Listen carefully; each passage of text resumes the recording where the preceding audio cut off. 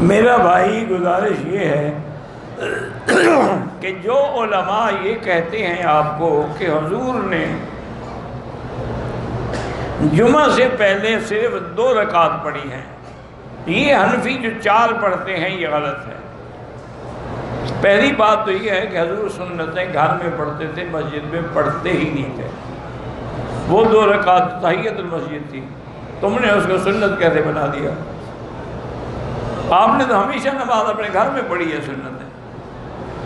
دوسری بات یہ ہے کہ اگر 1 منٹ کے لیے ہم آپ کی بات مان لیں کہ 2 رکعت پڑھی، تو جو 4 پڑھے گا اس میں 2 بھی آ جائیں گی کہ نہیں آئیں گی؟ لیکن جو 2 پڑھے گا تو 4 والی حدیث کہاں جائے گی؟ لہذا ایسا عمل کیوں نہ کرو جس پہ ساری حدیثوں پہ عمل ہو جائے۔